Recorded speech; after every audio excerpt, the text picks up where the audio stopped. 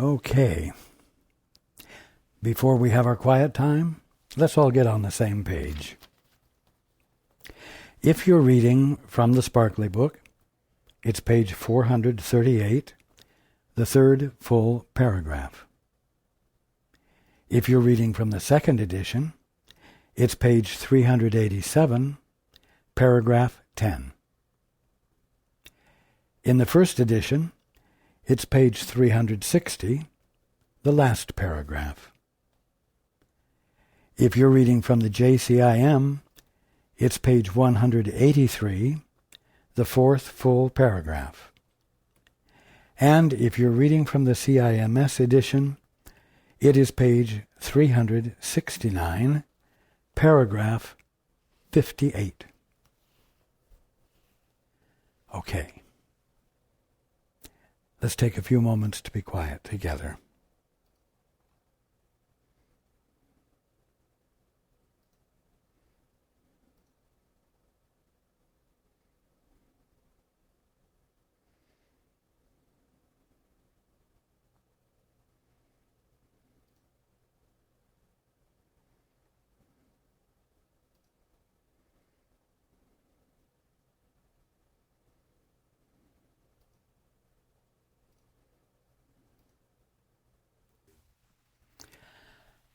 Good evening,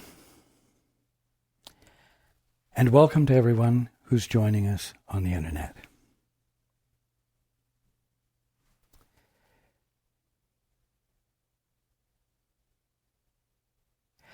You know, whenever there is development, whenever something new comes along that replaces something old that came prior to it, whatever was characteristic of the old tends to be carried over and become part of the new in this way. When the automobile was first invented, it replaced a carriage drawn by horses of one sort or another. And so, when the automobile came along, it was called what? The horseless carriage. And in fact, its design was very similar to a horse-drawn carriage. It's just that it had a motor instead of a horse to draw it. Now, as time passed, the horseless carriage began to be seen as an entity in its own right, you might say, an automobile that did not refer back to what came before it. Now, the reason I'm mentioning this is that we could have made this teaching perhaps more interesting and more palatable, more stimulating, more inviting, if it were something that stood in advance of where you were and helped you become more, something that you weren't before. And in fact, many New Age teachings, many metaphysical teachings, do present you, man, woman, mankind, as a creature developing, or, I'm going to say, as a spiritual entity developing. Much like the theories in the Origin of the Species by Darwin, where the species developed and slowly became more than it was before. More intelligent, more functional, more dominant, and so on. But you see, if you are just a spiritual entity, developing, spiritualizing itself, developing so as to become more godlike than it was before, bringing out more of your potential than you had before. If we adopt that kind of theory, then you have no promise of success. You just have a hope of a positive future, because the context that is being used to consider it suggests a progressive developmental movement of being. Now, many of you, because of your prior associations, prior concepts, the things you've learned, the things that were taught to you, approach the Course as though it is here to help you spiritualize yourself more. And it's not. And you must understand that it's not. Now, I've used a saying many times. It's this: you are neither behind the point of perfection nor advancing toward it. You are at that point and must understand yourself therefrom. You see, you must understand yourself from the standpoint of your being already perfect. Not moving toward perfection, not developing. You see, either you are the son or daughter of God, either you are perfect or you're not. But there's no becoming perfect. And you know what? You're lucky. It's fortunate that you can't become perfect, because it means that the experience of perfection is available to you without your having to earn it, without your having to stand tall and be more than you can be. It's important to understand that this is a journey without distance, because you're starting from the destination, whatever you imagine the destination is.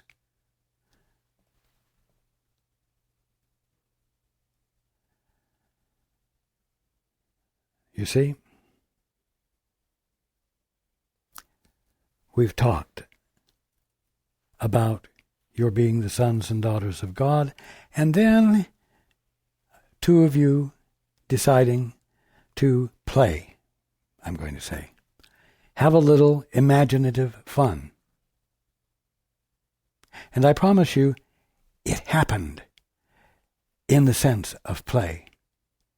It did not happen in the sense of a dark motivation to overthrow your father. No.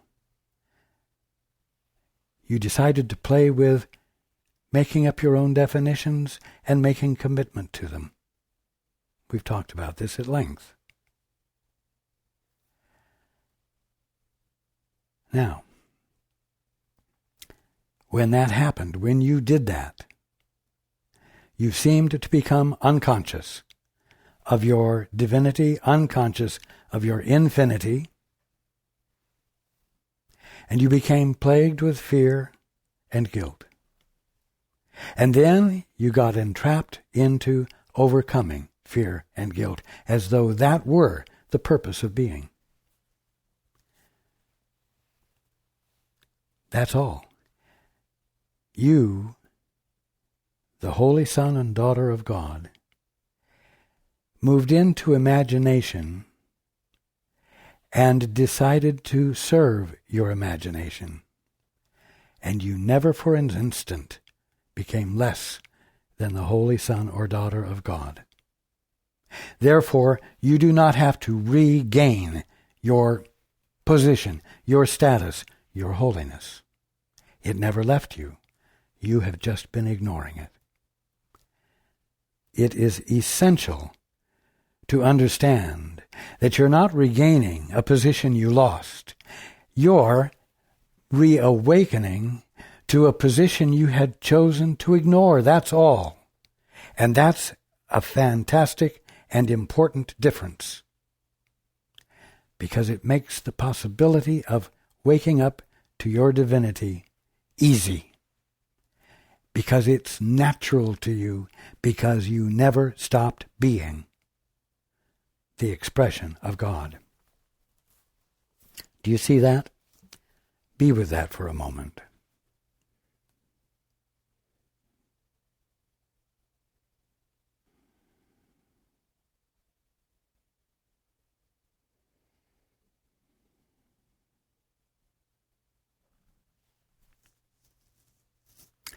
Now, we spoke last week about the fact that once you believed that you got a divorce from your father and that you were independent on your own, you used this particular aspect of your infinite presence, the one you call your body, as a means of stabilizing yourself in your independent state. You used it and continue to use it to make yourself safe, to exert control over others so as to keep yourself safe. You use it to carry out acts that arise from your fear and your sense of guilt. And so your body, which is the visibility and tangibility of your divine individuality, you use it in a manner opposite to its function and nature. And that use that you put it to absolutely binds you to your ignorant state of mind. You are using it in a way that keeps you from remembering who you are, because it keeps you from remembering God. Why? Because every use you put it to is used to verify and substantiate your definitions, not his. It's you use your body to verify you, not the Father. And yet your body and all of creation has one function and one function only: to glorify God, to represent God, to manifest God, not by any power residing in the body, but by virtue of the body and you allowing it to be what it is, and to let its function be activated, energized, directed by the Father, now, in every moment.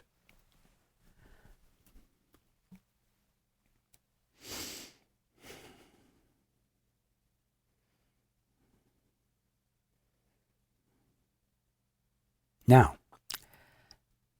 we also discussed last week that the way to wake up is to abandon using your body this way. To abandon using your body for defense. And to abandon using it for defense because you realize that fear and guilt are meaningless.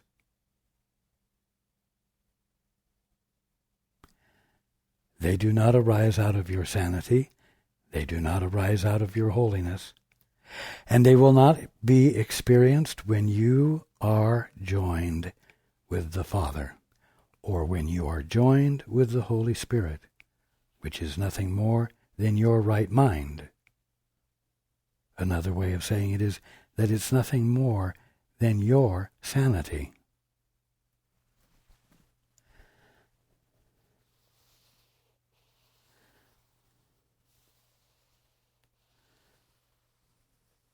Do you see how important this simple point is?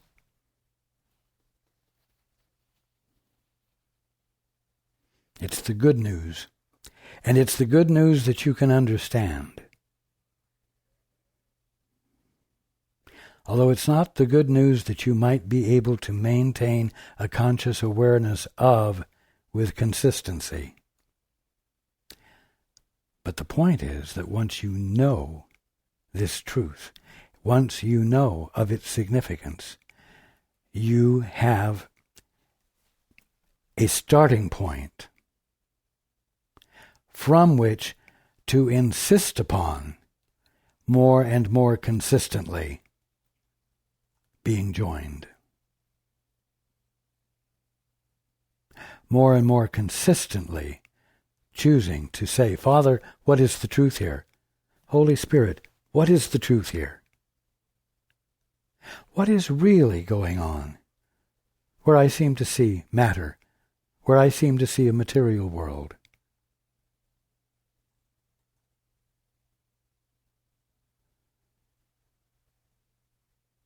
Help me experience the kingdom of heaven that you are telling me it is. And then let that desire to see the kingdom of heaven, where a material world and universe has seemed to confront you forever,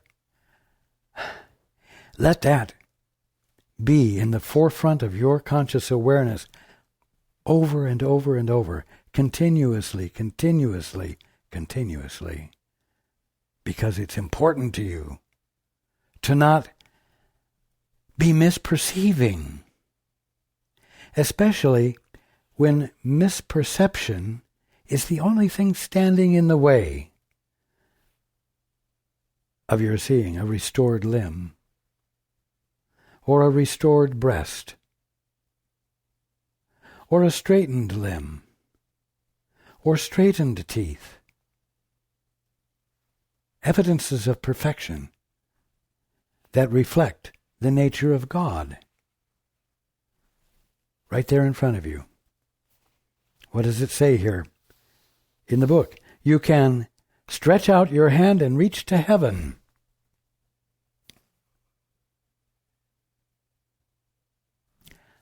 Does that mean you can reach out in space?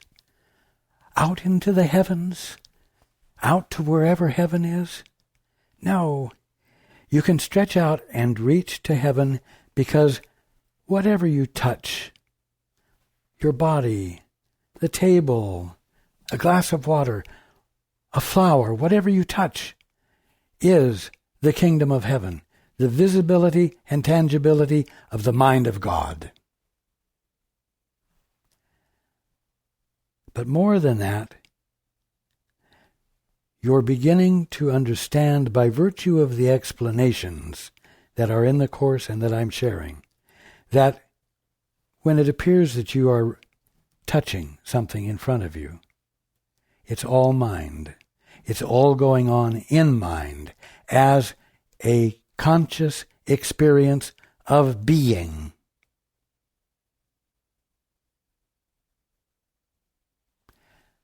When you touch a book, when you touch a table, you are touching an idea, and you are touching it with your attention, whether it's called your finger or your arm or your body that you're embracing your wife or lover with, or a tree or whatever. You see, it's all a conscious experience. That seems, we'll say for convenience sake, to occupy space.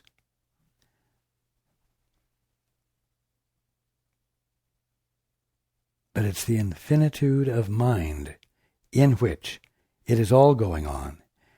The infinitude of your mind, the infinitude of you as mind, experiencing creation infinitely, because your mind is the manifestation of the mind of God. It's the presence of the mind of God. Important. It's not a manifestation like God plopped a manifestation out there in the ethers, and it was your mind. No. God, being, we'll say, in the ethers, is the mind that you are experiencing as the conscious experience of being. But it's also the mind that a frog or a rock is experiencing as the infinite conscious experience of being, in which you are part of that rock, that rock's or that frog's conscious experience of being.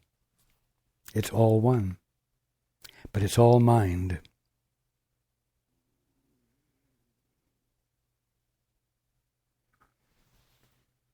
So you can stretch out your hand and reach to heaven. You might call that new knowledge, a new awareness, a new perspective. You, whose hands are joined, have begun to reach beyond the body, but not outside yourselves, to reach your shared identity together. You, who are purposely engaged in a holy relationship, have begun to reach beyond the body. What does that mean? You've begun to reach beyond the meanings you've applied to the body, the definitions you've given, and the purposes that you have assumed your bodies have. You see, how is it that you've begun to reach beyond the body? Well, because you have said, as two who are joined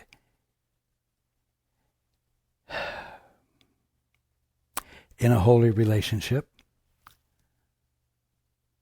you have chosen not to try to join together with each other as bodies, but you have chosen as individualities, individually, to say, Father, what is the truth here? You have decided to practice the holy instant. You have decided not to gather your understanding of things from your memory or the teachings of others or even of each other, and you have decided to gather the truth of being directly from the Father, or we'll say his agent, the Holy Spirit, which is nothing more than your right mind held in trust while you have been dallying with the ego. Now, I've said these things before. I'm saying them again so as to bring them into even clearer and simpler focus.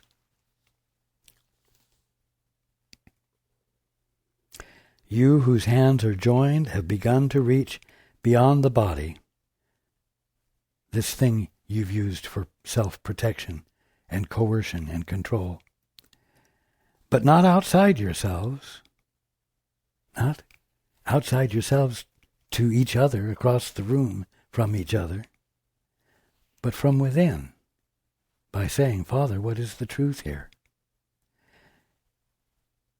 You have begun to reach beyond the body, but not outside yourselves, to reach your shared identity together, the oneness of the conscious experience of being in which all is embraced and experienced as consciousness or mind. Could this be outside you, where God is not? No.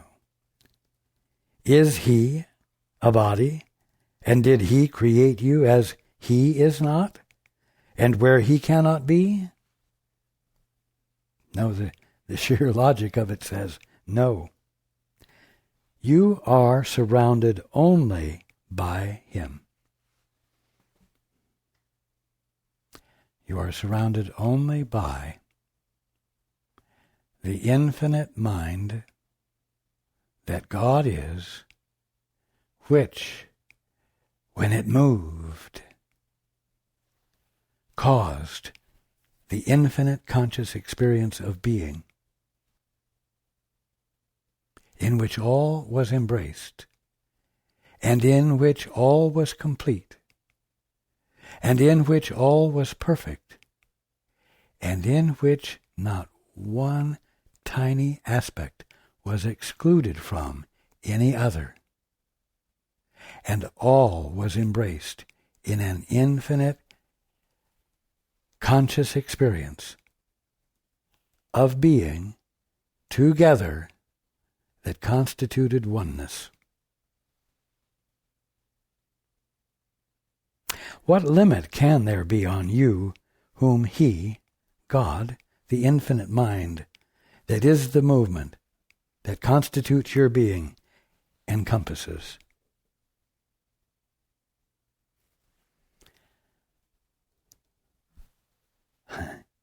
Everyone has experienced what he would call a sense of being transported beyond himself. This feeling of liberation far exceeds the dream of freedom, sometimes experienced in special relationships. The high, the hit of undefendedness, we'll say, against each other, lack of defense against each other, even though there's no attempt to be joined with the Father, which is the holiness and sanity of your minds. And in that experience, you find yourself experiencing limitlessness.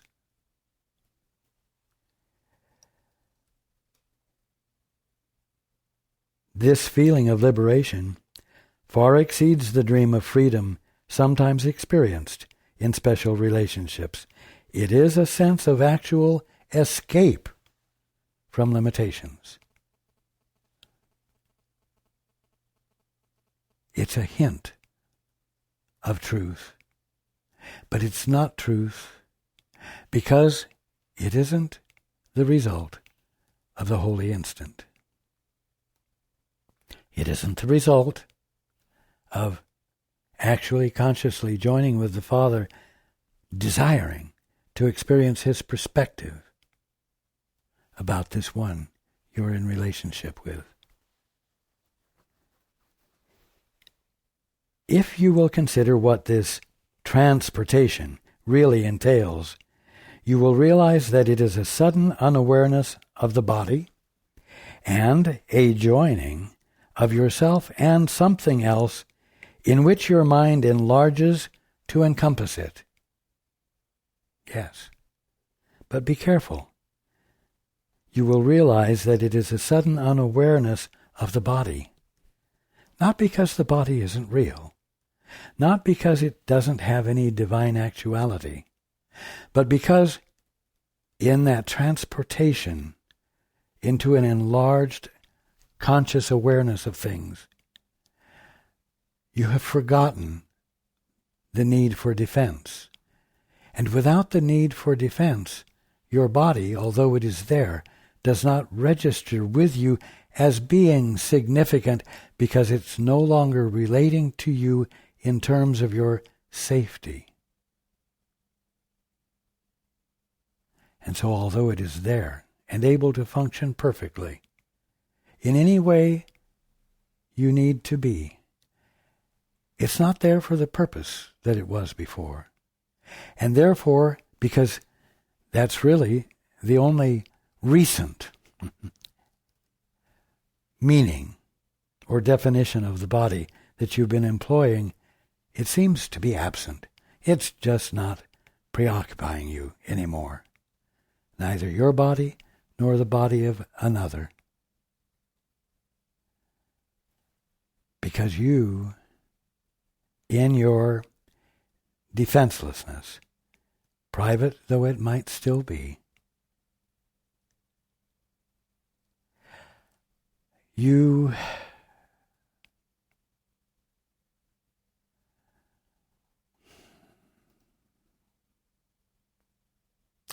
feel the peace of being.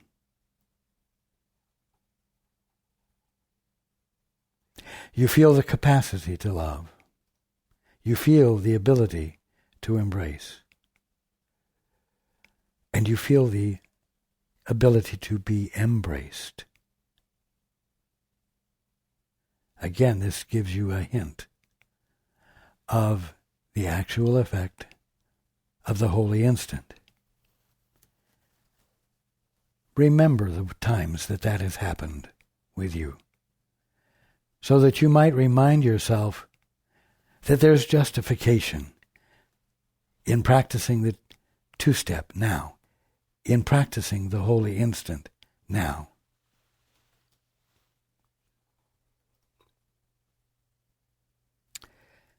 It becomes part of you as you unite with it, and both become whole. as neither is perceived as separate.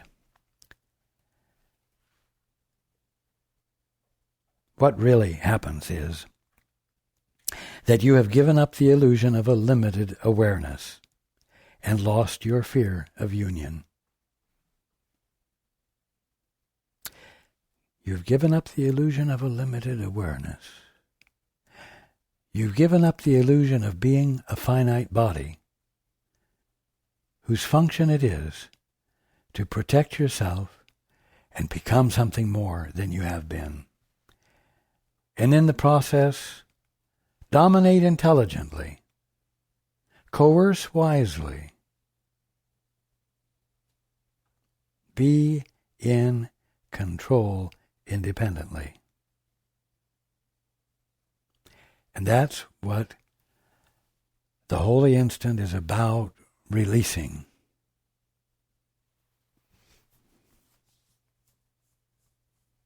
The love that instantly replaces it extends to what has freed you and unites with it. It extends to the one you've decided to be in a holy relationship with. Mind you, the uniting that occurs is between you and the Father, between you and the Holy Spirit. And the two of you who are in the holy relationship are not focused on the relationship with each other. You are focused on, I'm going to say, using each other for the benefit of having a reminder to turn to the Holy Spirit in every instant before engaging with your partner in the holy relationship. You see, the holy relationship that you want to be in is not primarily a relationship one-on-one between you and another. Always, the holy relationship with each other comes into being as each of you individually, as a mutual agreement, have decided to ask, Father, what is the truth here? Each of you has agreed to let your primary mode of operating, of being with each other, be joining with the Father first, or asking of the Holy Spirit first, and then looking at each other and responding to each other from the clarity that comes. And that is your holy relationship. But you know what? It's a gift. It's not something you've created.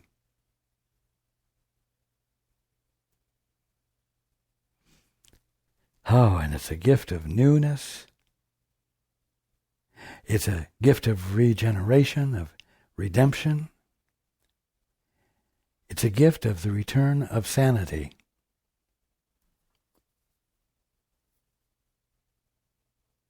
The love that instantly replaces it,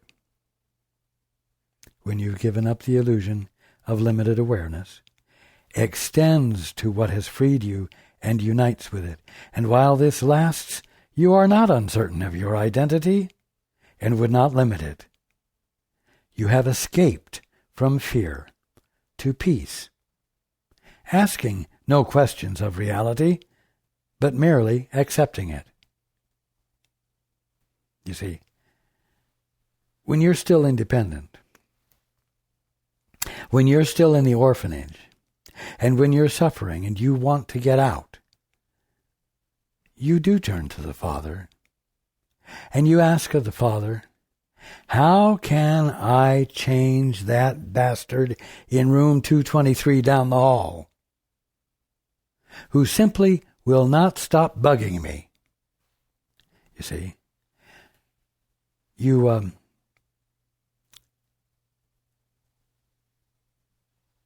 ask for help while providing the process that must be followed in order to answer your question. you try to get reality to respond to you and change things for you, with your limited perception being what governs the appropriate conclusion of you better get what you're needing, because if you don't get that, then you might as well have not asked, right? But the incredible thing is that when you abandon trying to tell the universe how to treat you well or how to make things better for you, and you abandon the control and the definitions you would like to exert, in the absence of that, in the absence of willfulness, in the peace that replaces it, the Father's perspective comes and provides you with the clarity of what you need to do, of how you need to change the way you're using your body, how you need to change the way you're using your mind, so that it becomes humble, quiet, yielding. And then, in the absence of the disturbance created by your willfulness, the natural harmony of being with the fellow down the hall will emerge. And in fact, the structures of the orphanage will begin to disintegrate, so that you might rediscover that you are the Holy Son of God, the Holy Daughter of God, and never stopped for a moment.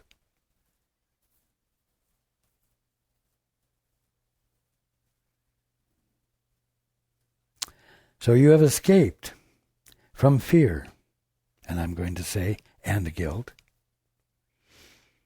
to peace, asking no questions of reality, providing no determinations to it, not leading it to get it to do what you want, asking no questions of reality, but merely accepting it.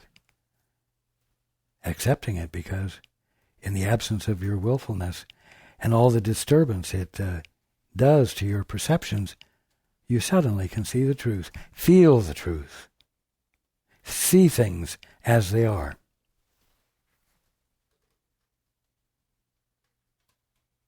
You have accepted this instead of the body, and have let yourself be one with something beyond it. What does that mean? You have accepted this instead of the body. It means that you've accepted this, the Father's perspective, as the determiner of your experience, rather than the use you would put your body to, so as to be the determiner of your experience.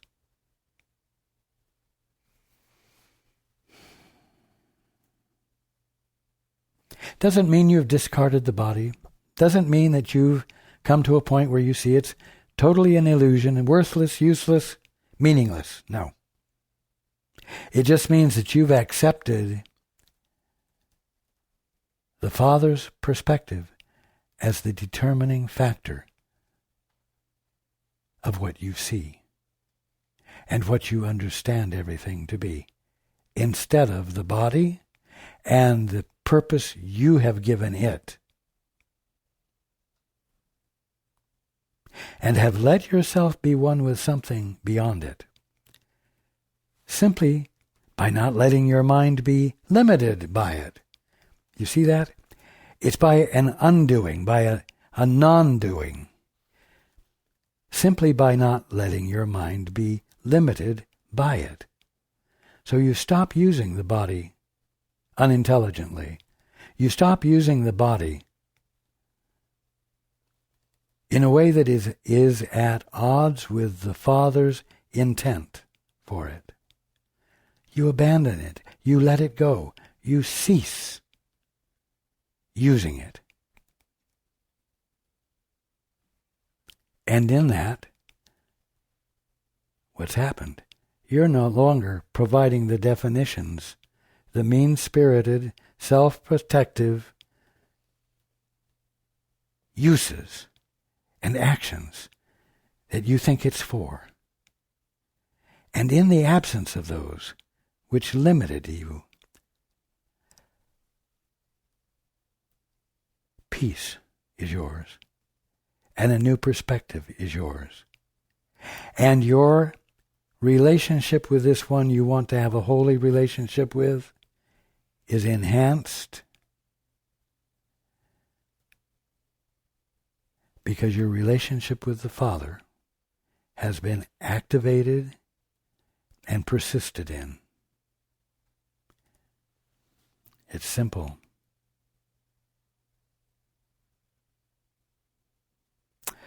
This can occur regardless of the physical distance which seems to be between you and what you join, of your respective positions in space, and of your differences in size and seeming quality.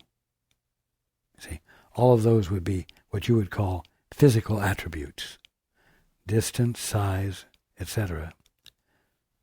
Of course, more size, more force. More size, more successful manipulations and control, you see. And all of those things are irrelevant, because the things that seem to have size are nothing but ideas,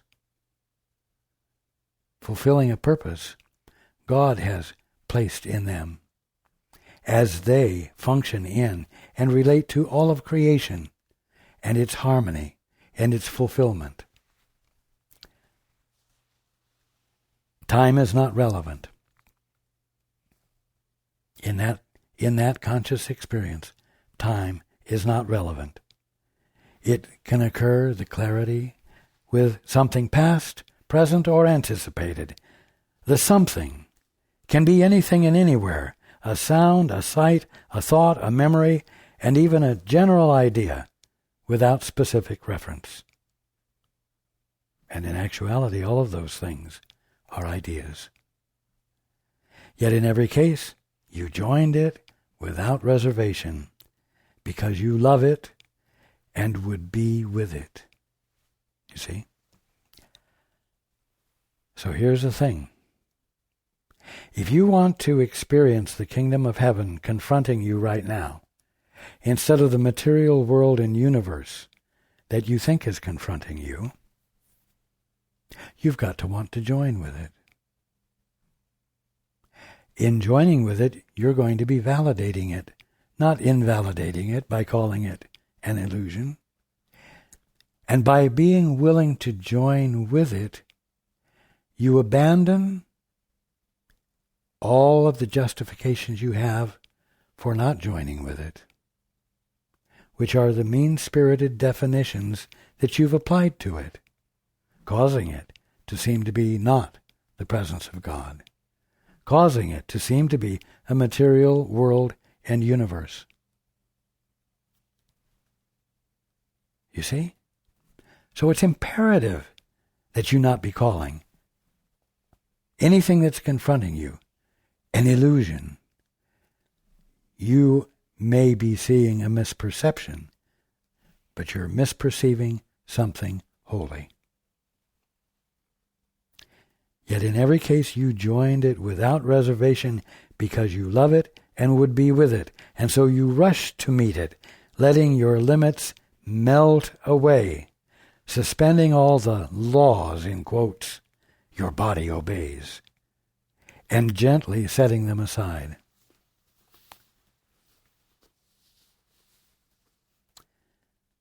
There is no violence at all in this escape. The body is not attacked, but simply properly perceived. You see? To call it unreal, to call it an illusion, to dismiss it as meaningless, is to attack it. The body is not attacked in this, but simply properly perceived. It does not limit you. merely because you would not have it so. Right now, you all would have it so. You would have it limit you, because it's only in this use of it that it can seem to protect you, and being protected is the all-important thing. Why? Because of this darned fear and guilt that came into play when you tried to be independent, and you think it's real instead of meaningless. You see?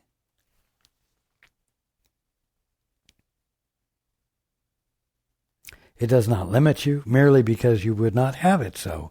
You would not have it limit you. You're not using it for the old purpose any longer. Now, you are not really lifted out of it. It cannot contain you, and therefore never has contained you. It cannot contain you. You go where you would be, gaining, not losing a sense of self.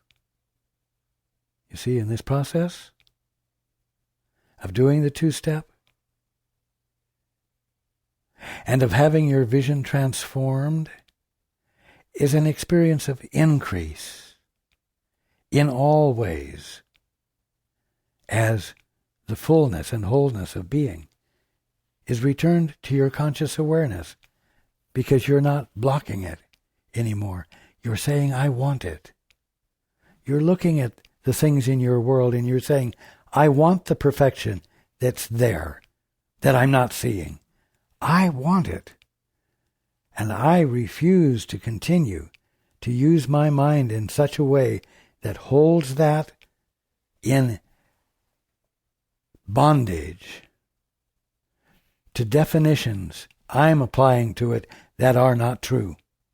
I want to know the truth about that thing. Father, I will be quiet and listen for thy voice. I wish to know the truth. I wish to join with what is real about that thing that up until now I thought was a material, mortal object that had nothing whatsoever to do with reality. You go where you would be, gaining, not losing, a sense of self. In these instants of release from physical restrictions, you experience much of what happens in the holy instant. The lifting of the barriers of time and space, the sudden experience of peace and joy, and above all, the lack of awareness of the body as a means of defense, as a means of control, as a means of protection, and ultimately as a means of not having to be joined with the Father. Because staying joined with your body and the definitions you've applied to it are, by your definition, exactly what will provide you with your salvation. And your definition of salvation is to become a whole-souled individuality on your own. Impossible.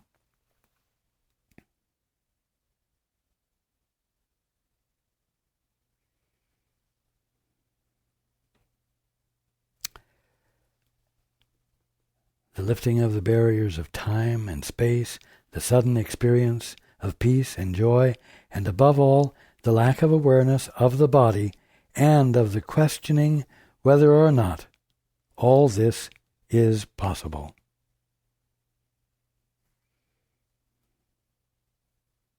You see, you can nitpick the Father to death, you might say.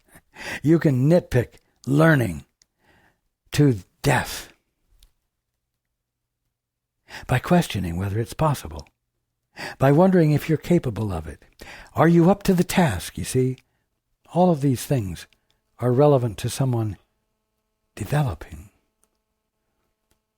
The development and transformation of the species, whether it's a physical species or a spiritual entity. These questions are simply distractions from saying, Father, thy will be done. Father, what is thy will? Father, what is the truth here? I am going to neglect to provide the definitions any longer.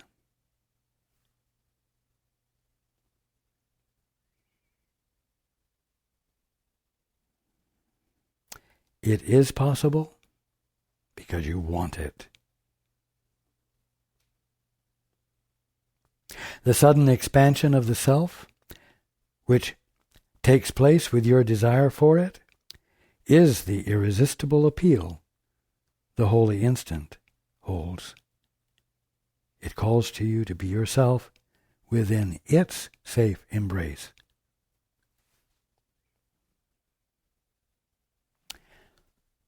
Its safe embrace is the embrace which provides you with the clarity of truth. It isn't the place where you can come up with a better definition of truth on your own. And that's what makes it safe.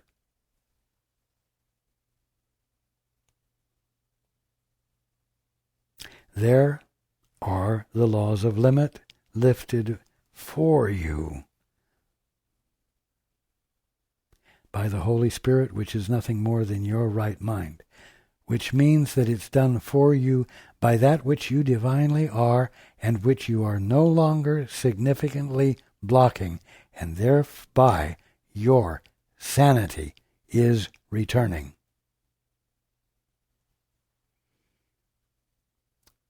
There are the laws of limit lifted for you to welcome you to openness of mind and freedom. Come to this place of refuge, where you can be yourself in peace, where you can be the self you are, which is revealed to you when you abandon your attempt to be what you are not by means of using your body for a purpose it was not intended. Self-protection and defense. Come to this place of refuge where you can be yourself in peace, not through destruction, not through a breaking out, but merely by, listen to this, a quiet melting in. Humility, the state of being humble. Thy will, not mine, be done, Father. I wish to know the truth that you are being in the constant movement of creation. I no longer am interested in my definitions. I'm no longer interested in confusing myself by creating definitions that are at odds with reality. I'm tired of the hit of apparently expressing authority. And I will let you be the mover of creation that you are, and I will let myself be moved by you.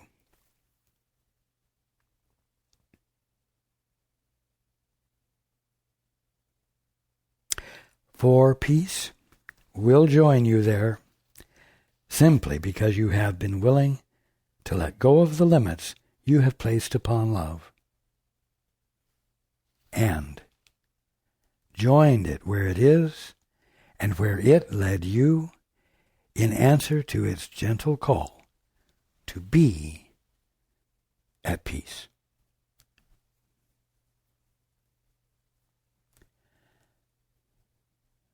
Now, in many ways, the words that we've read this evening are much gentler than the ones we've been reading for the last few get-togethers. But it doesn't change the fact that the beauty of the blessing of the holy instant can only be experienced when you engage in the holy instant.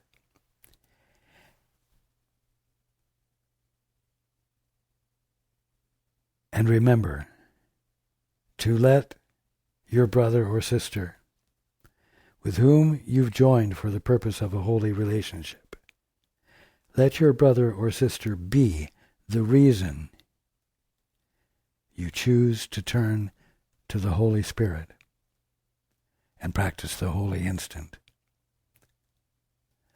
so that your relationship with each other is changed by God's design, by the design of the sanity of your being and your partner's being, which is one in actuality.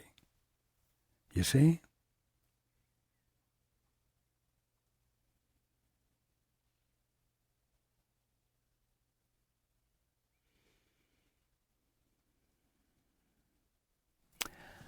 I love you all. And I look forward to being with you next time.